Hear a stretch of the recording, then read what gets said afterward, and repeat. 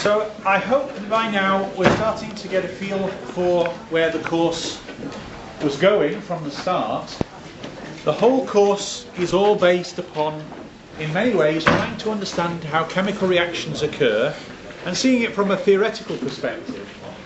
And our aim has always been to try and to quantify chemical reactivity using transition state theory. I hope that all of the things that might have seemed a little esoteric earlier on in the course, such as, for example, defining reaction coordinates, looking at transition states, looking at the fact that a transition state has essentially one unbound vibration, the concept of statistical mechanics, where we can treat molecules as a series, by looking at them in terms of energy, vibrational, rotational, translational energies, and looking at the quantized energy levels and using those to predict our energies, or in this case, our equilibria.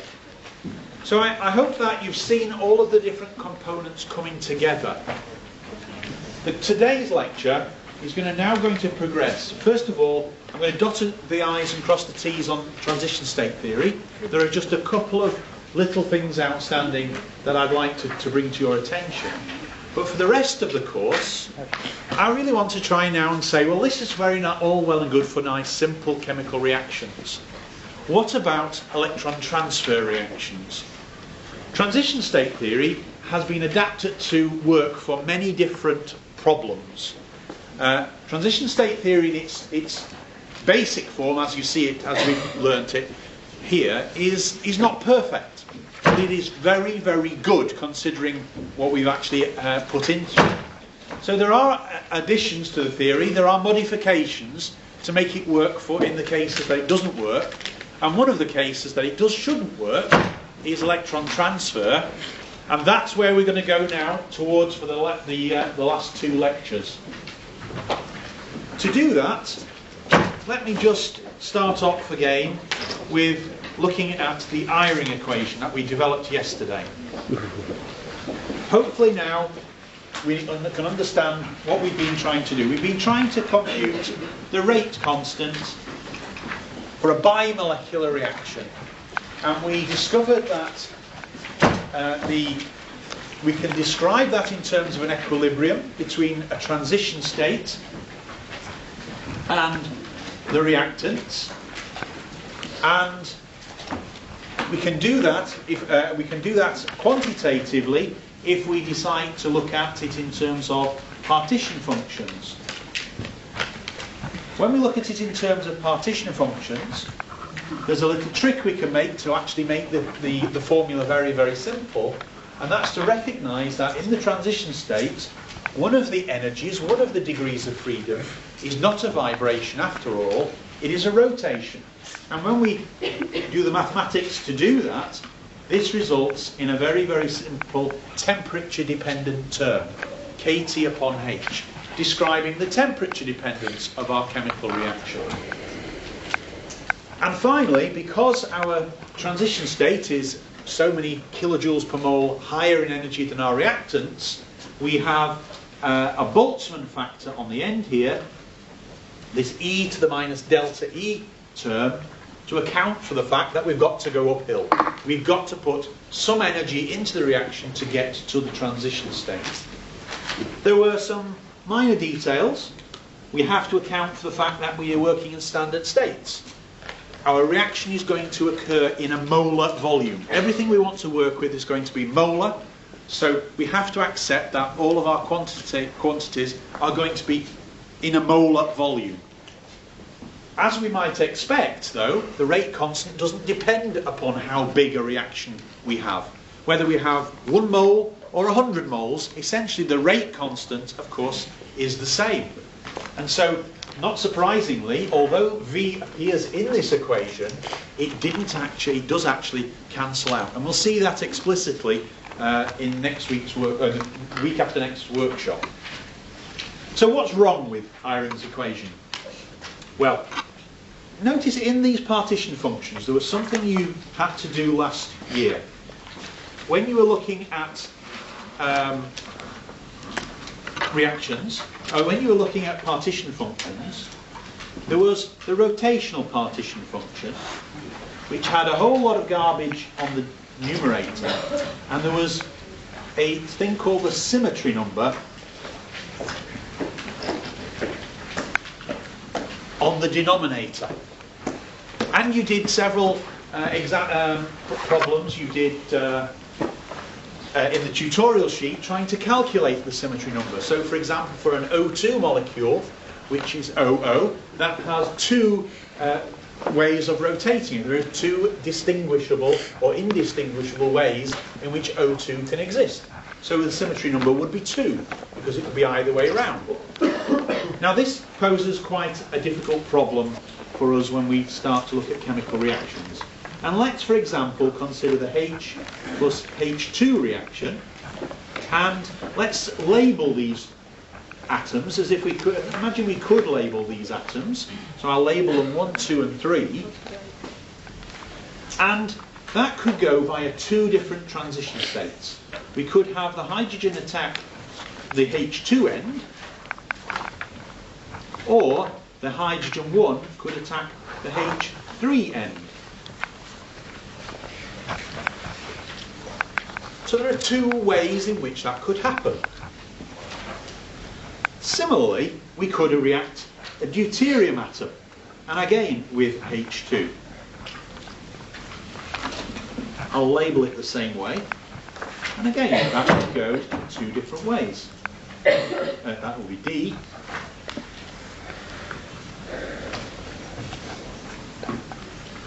and that will be D attacking hydrogen number 3. Now the problem is, if I use symmetry numbers in my rotational partition function, then I'm going to end up, in my Eyring equation, I'm going to end up with a rotational Q rot over QA rot, I'll call it A rot, QB rot, is going to be something like 1 over the sigma. Now the sigma is going to be for the transition state. So sigma here is a value of 2, because there are two different ways. I can switch that either way up. If you just consider the transition state, a single transition state, that has a sigma value of 2, a symmetry number of 2.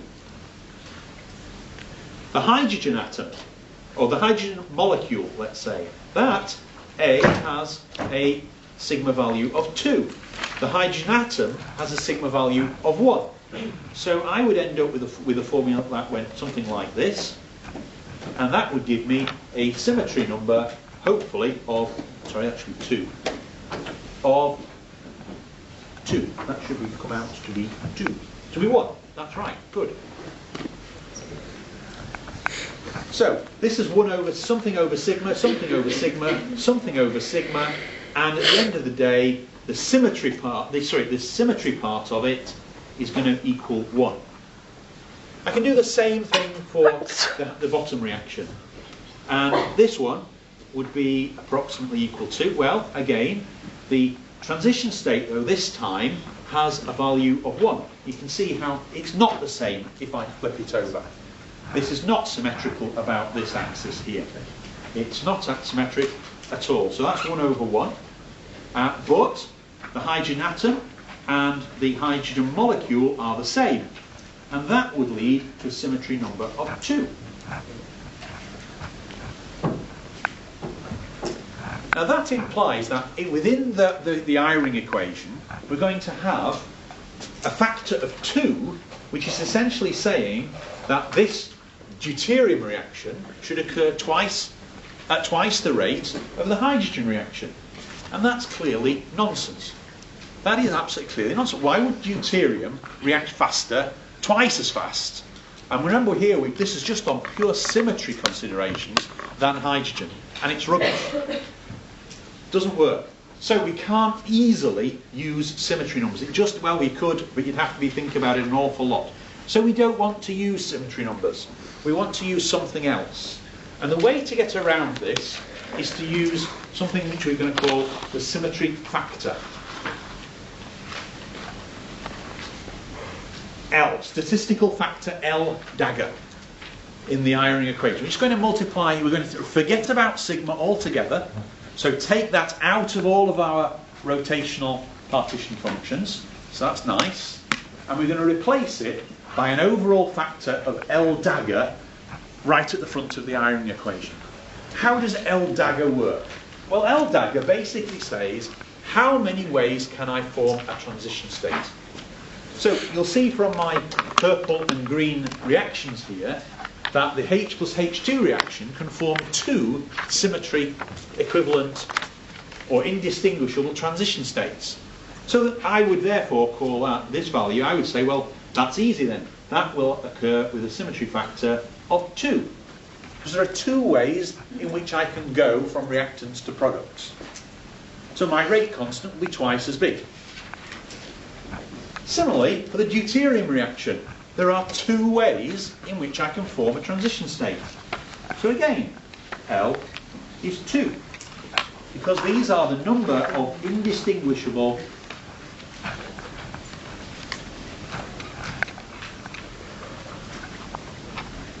transition states. Number of ways in which I can form a transition state. A very, very simple concept. So it gets rid of all that difficult symmetry factor, and at the end of the day, you just look at the reaction you're looking at, and you say, right, look at my transition state. How many ways can I form that transition state? Because if I can form it 10 different ways, then my rate constant is going to be 10 times the value it would be. So that's exactly how we deal with symmetry and statistical factors. This is called the statistical factor, L dagger. And it's obviously going to be particularly important for these sort of symmetric looking molecules when you're reacting with a homonuclear diatomic molecule. So that's just one little thing. Another thing, well, I have here a slide. A slide here from the literature showing how good transition state theory is. And on the we have theoretical values and we have experimental values. Now, as a theoretical-minded person, I'm very happy with the agreement there. Of course, the trouble with theory is it never really often quite gets there. You have to go to enormous lengths to get things right. You can actually do better than all of these values.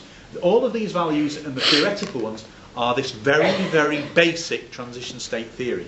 So with very little effort, we can predict rate constants certainly to the same order of magnitude as experiment. And most importantly, we can get temperature dependence correct. That shows that the form of the equation is correct. So overall, it's very important that we can get the right order of magnitude, even if perhaps there's an ever so slight numerical difference there, which we would have to now take account of. So how do we take account? What are the big things that we might want to think about? Well, here's one to think about. I'm going to be very, very brief today on this fact because I'm going to come back to this concept when we talk about electron transfer. Let me just remind you of the H plus H2 reaction.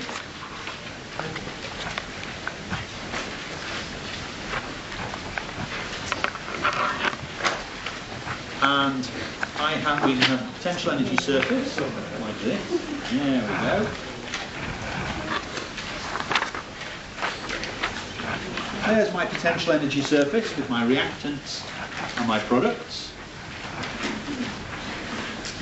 And what we learnt was that we look at this in terms of its reaction coordinate going through the transition state. And if I plot that reaction coordinate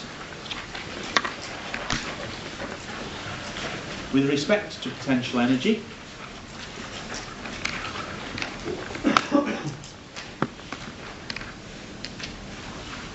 then my reaction coordinate with respect to potential energy, I will get a nice up and down potential energy. Good. That's what we learnt in the first couple of lectures. Why do I want to return to that? Well, last year I tried to introduce this in terms of geography, going from France to Italy maybe. You go from France to Italy, you have to go over the Alps, and you have to go through over the Alps in a car, you have to go perhaps up and over a mountain pass. But most of you realise that, especially the skiers amongst you, that there is in fact a tunnel, the Mont Blanc tunnel, and that takes you direct from France to Italy, straight through the mountain. You don't have to go up and over a mountain pass, you go straight through. Well, chemistry works in the same way. For this H plus H2 reaction, there is a very finite probability that the hydrogen reaction will go from here through to here without ever going up and down in energy. It will just go. And the reason for that is because the hydrogen atom is very, very small. The electron and the proton are very, very small. So they have quite a large de Broglie wavelength. They exist in more than one place, so to speak. Or at least they certainly have a finite probability of being there and there instantaneously with no energy transfer needed. So on this diagram, what does that correspond to? Well, it corresponds to going from reactants instantly to products. Straight through, without any change in energy. It's very important to see that that blue line that I've just drawn on here, this very bold line here, does not go up in energy. In fact, it goes up straight through.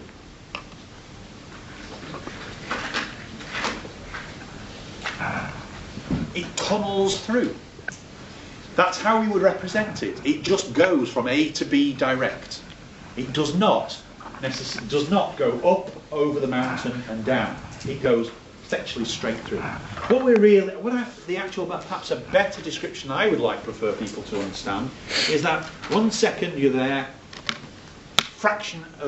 next time step you're there. 1 minute there, next you're there. Okay? You don't actually necessarily appear in the middle of the mountain, you just naturally appear at the other side. Because you already were at the other side. There was already maybe 99.999% of you was this side, and 0.0001% of you was already at the other side. So all we've done is just flip the rest of you over to the other side.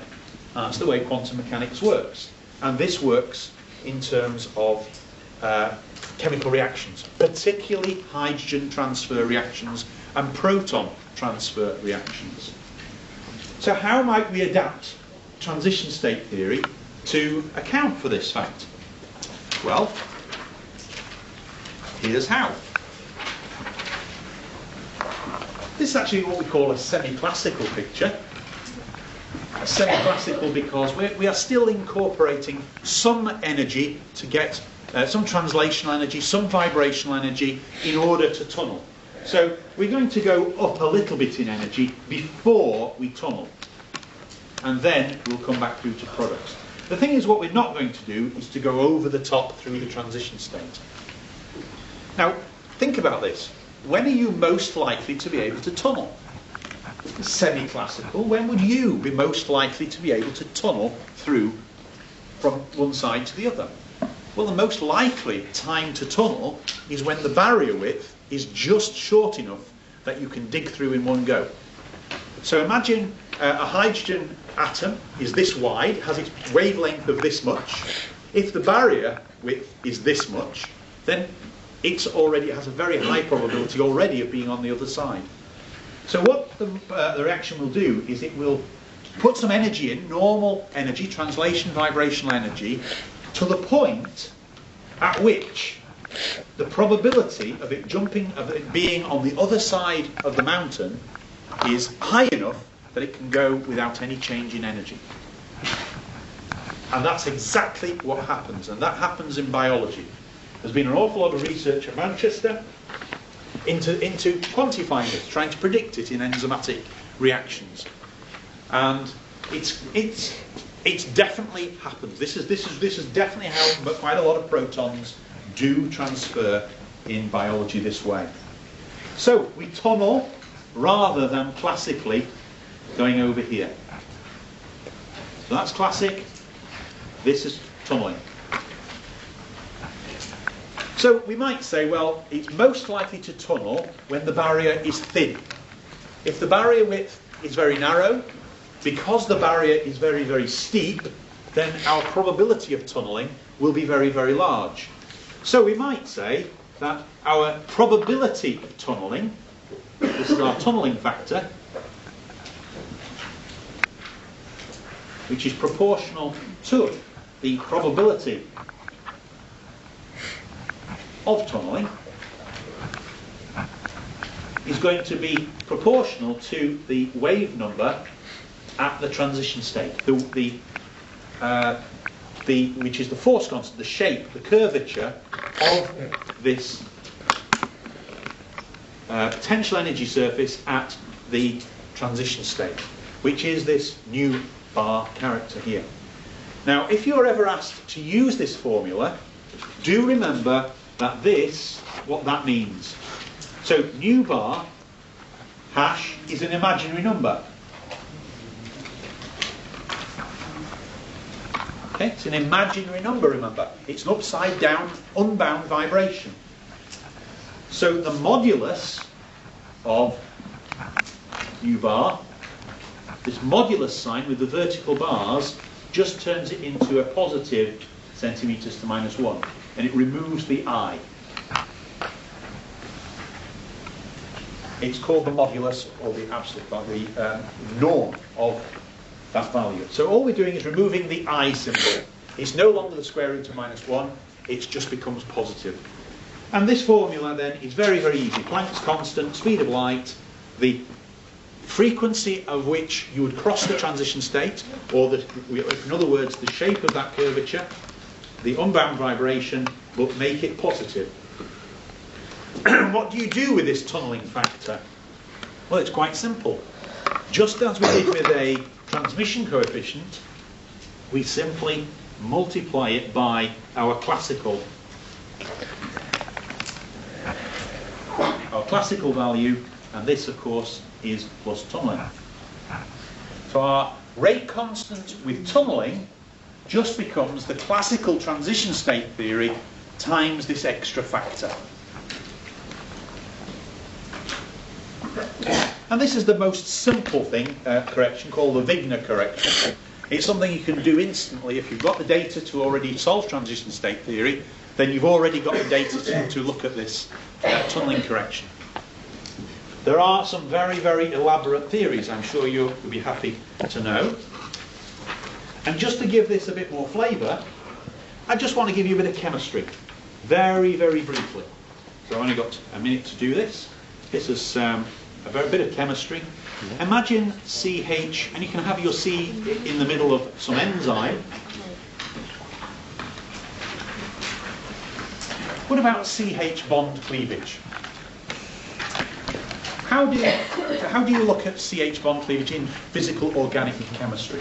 Well, one thing you might do is you might look at this CH bond cleavage.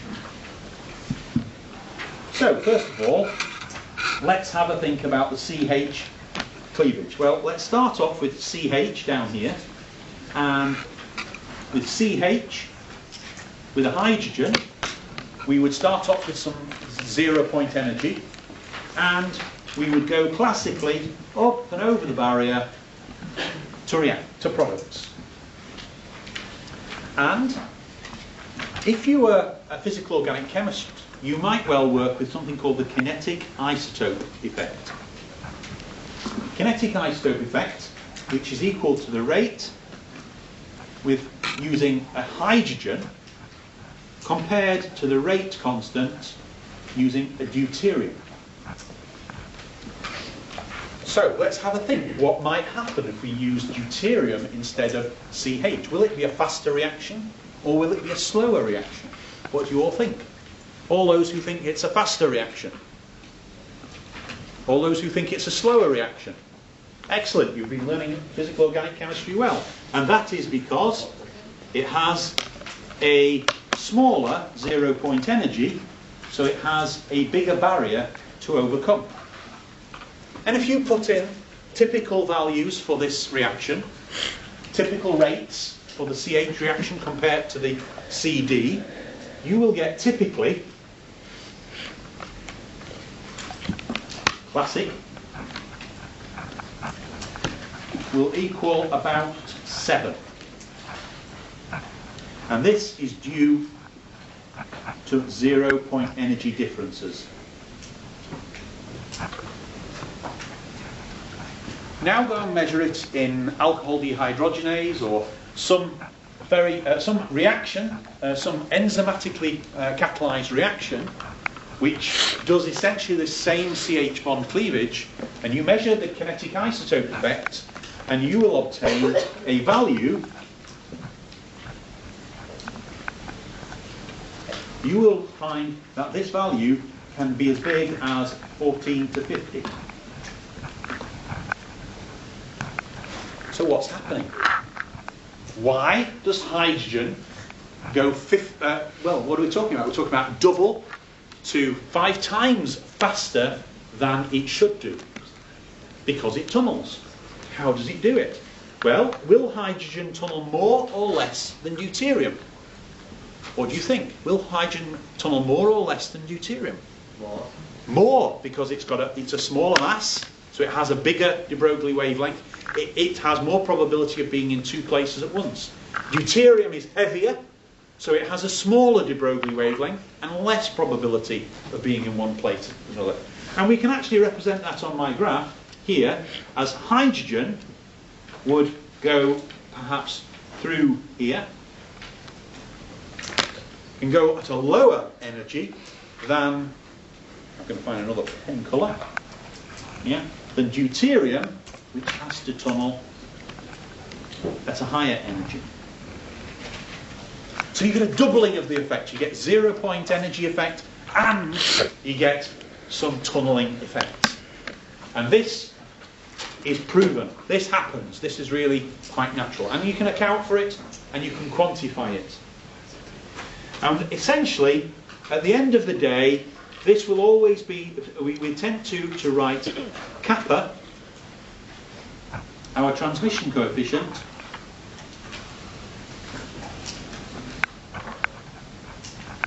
is usually written as kappa equals this tau, the tunnelling factor, times kappa classic. Sorry, I've run out of page there, I didn't realise that's classic. And that's tunnel. You don't need to know that. You don't need to know that because this was last year's question. Okay, so you can modify the transmission coefficient, and in fact, in this case, kappa is very much greater than 7. It's very much larger than 1. I should put like that. Very much larger than 1. When you have tunnelling, this kappa factor in the literature would be very, very large, indicating that there's a lot of tunnelling in there. Okay. Right. Half an hour. Half an hour to move on to the technology that we need to understand electron transfer reactions. So, the trouble with chemistry, as you all know, is it's all about the language. It's all about models. It's all about developing different ways of displaying what happens so that you can then apply it in a different area. So we've now learnt about transition state theory, and we learnt all about something I called an adiabatic potential energy surface. And this adiabatic potential energy surface for normal chemical reactions is this continuous potential energy surface going from reactants through to products. Now for normal chemical reactions, that's very, very useful because that's how chemical reactions really occur. When you come to look at electron transfer and you start to read any textbook on the subject, you'll immediately come to a halt because you'll start to come upon a guy called Rudolf Marcus, Nobel Prize winner, who reformulated and explained electron transfer reactions quantitatively, but in order to do so, he had to change the way in which we look at potential energy pictures. And instead of looking at potential energy pictures in terms of adiabatic chemical reactions, he had to turn us on our head and he had to start talking about potential energy surfaces called diabatic potential energy surfaces.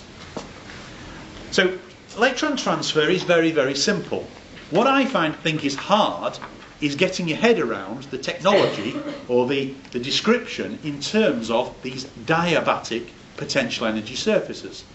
So what I'm going to do for the rest of today is just try and convey to you what does a diabatic potential energy surface look like and how can we translate between the two. Because that will enable you then to pick up any textbook on electron transfer and decode it in theory. So where are we going to start? Well, let's start with a lithium fluoride reaction. Lithium fluoride reacts. Now, first thing we're going to look at is lithium fluoride here. The adiabatic potential energy surface is going to be the red one.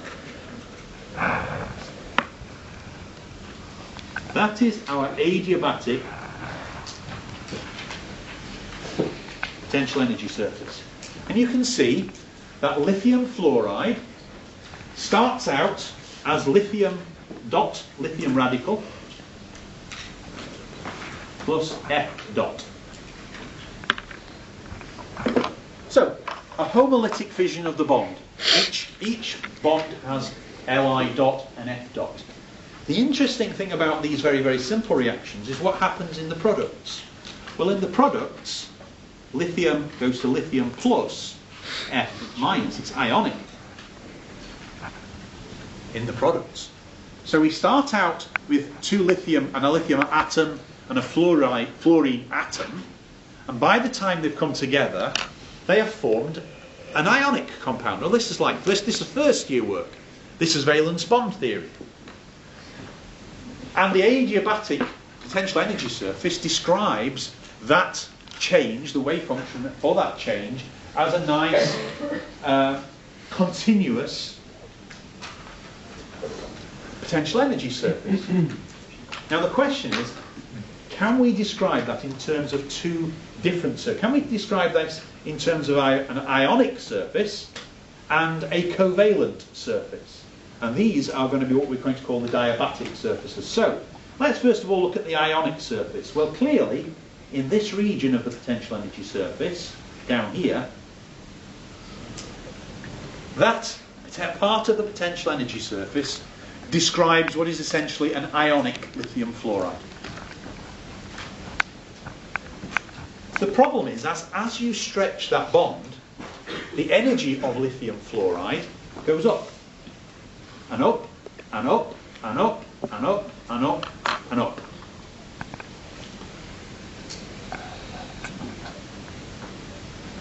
And the reason, of course, I've dotted it is because at some point it becomes exceedingly difficult to calculate.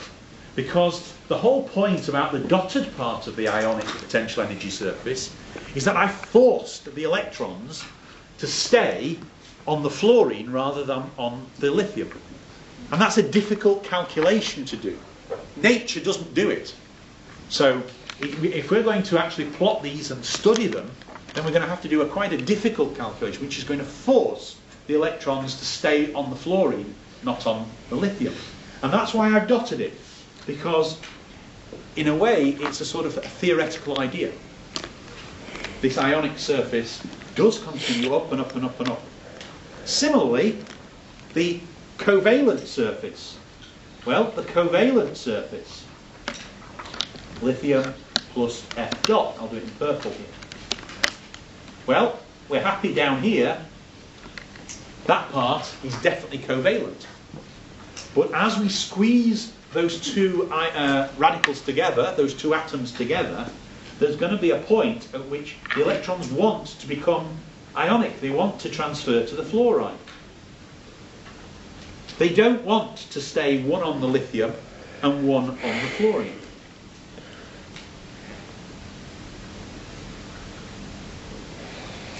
And again, the rest of that purple curve is a theoretical idea.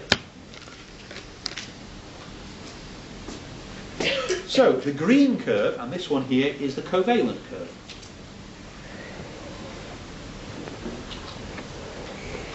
Our covalent description in terms of first year work. So what we've managed to do is we've managed to describe this chemical reaction, which is the adiabatic red potential energy surface that we know all about, in terms of two different descriptions of lithium fluoride, or lithium with fluorine. And the two curves, the green curve, which is when we have an ionic wave function, is called a diabatic curve. And the purple curve, which represents a purely covalent wave function, is called another diabatic curve. Okay? So the green and the purple are called diabatic curves. So there's not a lot of difficulty in that, in a way. The purple and the green are diabatic. Now, I think I've gone and got my colours mixed up here. So this one's actually purple on my here, and this one here is green, and this one is red. Is my ground adiabatic state. The reason, sorry, the colours are different are on your blackboard. If you download the notes, it's all in colour, and the colours would be as they are on the diagram.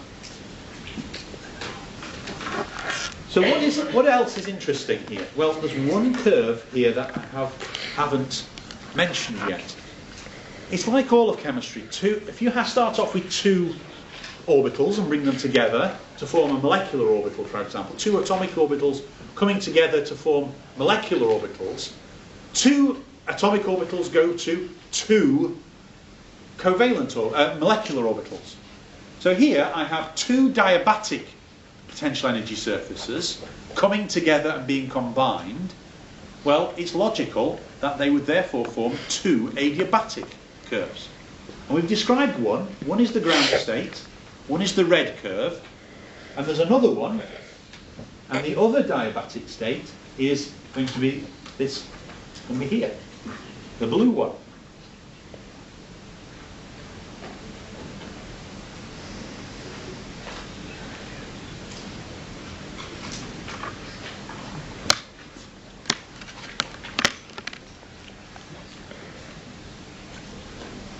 So the dotted parts of our diabatic description combine to give what is actually an excited state, adiabatic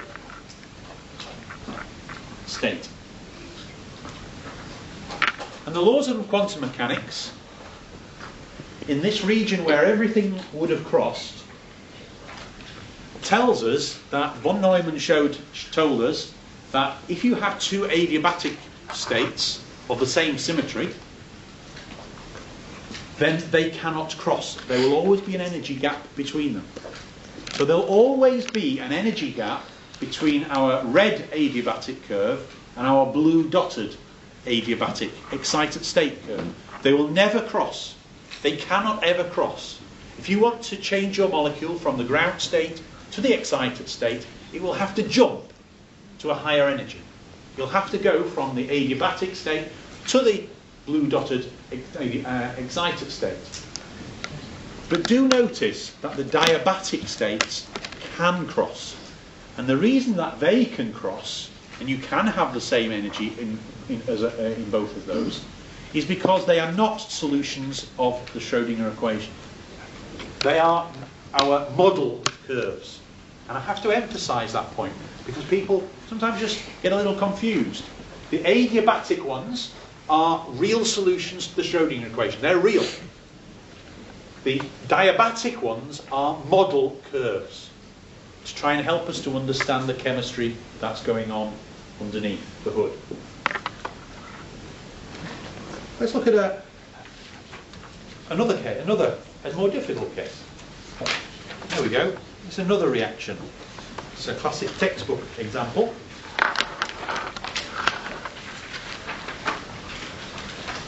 And this textbook example says here, if I have lithium in its doublet S state, so lithium in its doublet S state means that a 1s2, 2s1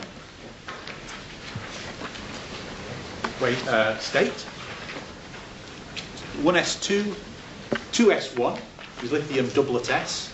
If you react lithium with hydrogen, and in reality, and you looked at the potential energy surface for it, you will see this black line here. Because that's the adiabatic one, that's the real curve. Doublet S lithium plus hydrogen. If you then looked at an excited state, adiabatic state, you might, for example, look at lithium in its doublet P state. And if you plotted its potential energy surface, you might get that.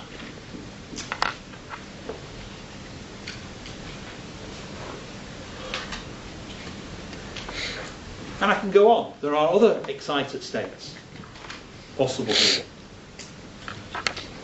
What's important, though, is that if we want to study this reaction, you can study that reaction in terms of diabatic states, where the lithium will always, throughout its reaction, throughout its life, if it was to continue to be in the same electron configuration as a doublet S, in other words, it's going to keep 2 electrons in the 1s orbital and 1 electron in the 2s orbital all the way through its reaction, then it would follow the light green curve, the diabatic curve.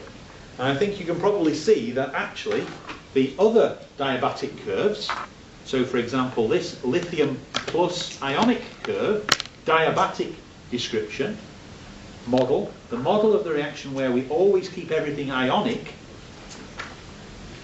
is responsible for that part of the curve. So if you were to look at the chemistry involved here, and you said, oh, that's very interesting, there's a minimum on the first excited state of this lithium hydrogen system. If I look at the first excited state, there's a minimum there. There's a red, it just goes down and up, just here, down and up. And you might be tempted to think that that's got something to do with doublet P lithium. But the diabatic description clearly tells you that that blip down there is all to do with an ionic description of the reaction. It's actually an ionic part. Things have changed quite rapidly. And actually, the doublet P reaction is very, very unreactive. Because if you look at the doublet P reaction, it never reacts. If you were to just look at it from a pure point of view, the doublet P never actually reacts. It's changing into an ionic configuration. So there's a lot of information. If you were able, for every chemical reaction you ever studied, to turn your potential energy surfaces into diabatic states, you'd get a lot of information about the chemistry and what's going on in the bonds. However, I do emphasize again that calculating those diabatic curves is very, very difficult indeed. So we don't generally do it. So when we might do it is when we have an electron transfer reaction, because then things are worth doing, because we can describe things a lot better.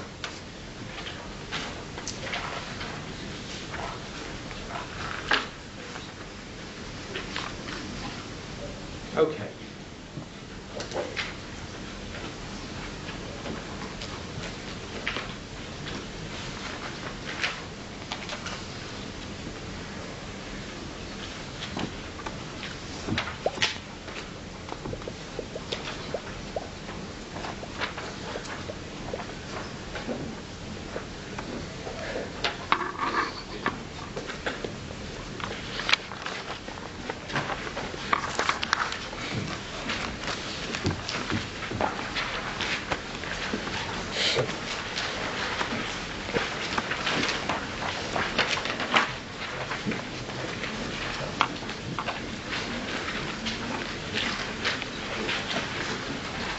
This is when things get tricky.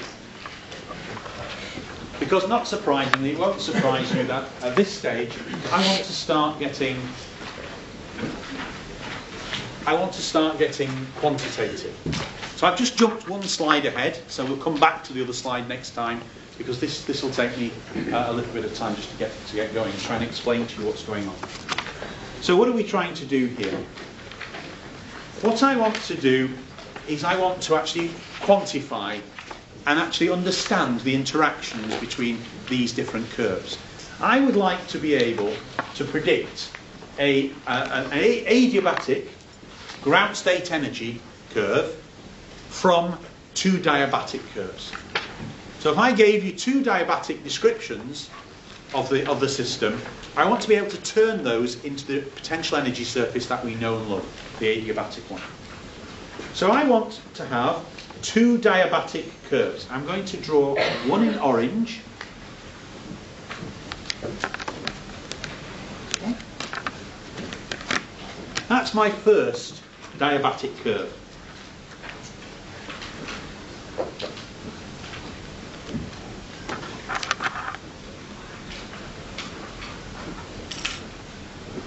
So that curve there, hopefully you can see, if we take, I've just used an arbitrary coordinate R, let's call that the reactance. You can see that there's a minimum on the left-hand side of our diagram, and that's typically reactance. So that orange curve is the potential energy surface of our reactants.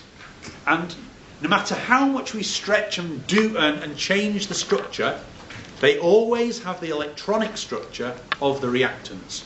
No electrons go anywhere, they just stay in the same bonds, but we split the molecule apart. Okay? So all the way along that curve, our electrons are going to be in the same bonds as they were for the reactants. So this is going to be like our reactant diabatic curve, and I'm going to call it curve number 1. Now, there's also going to be a diabatic curve for the products.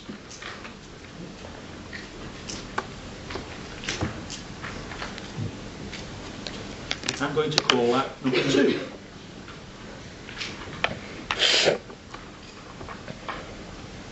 Product-like.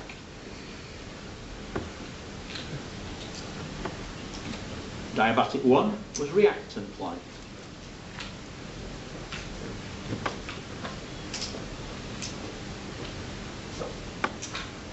So, all the way along the green, light green curve, the electrons are still in the same bonds, same molecular orbitals as the products. And you can see that they cross in the middle. If I focus in a bit, you can see how those two cross in the middle. Now, where they cross, clearly the reactants are becoming the products. But the nature of quantum mechanics says that actually that starts to happen gradually. It doesn't happen very suddenly at the transition state. It's a gradual process. The electrons gradually, the bonds stretch. The electrons start to become more diffuse as the bonds stretch to form the product-like bonds. So quantum mechanics and real chemistry says that we don't get an abrupt transition from reactant-like to product-like. Bonds stretch, things bend. Molecules in the transition state are usually a bigger, more relaxed structure. So, what we might expect, and correctly expect, is that our adiabatic, our real potential energy surface, here we go, is like that.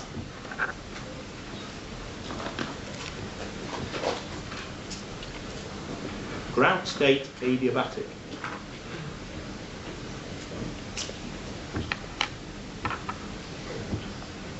One. Okay, so I've labelled my ground state adiabatic curve 1. Oopsie daisy, there we go again, I've come off the screen again. There we go. Ground state adiabatic curve number 1. And last but by no means least, there's a first excited adiabatic state. Up here, I'll just put it on. I'm going to call that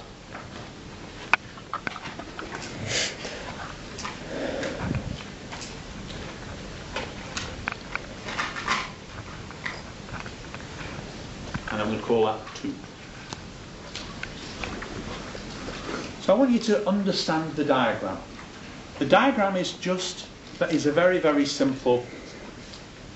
It's the same actually, of course, as the lithium fluoride example that I gave you earlier.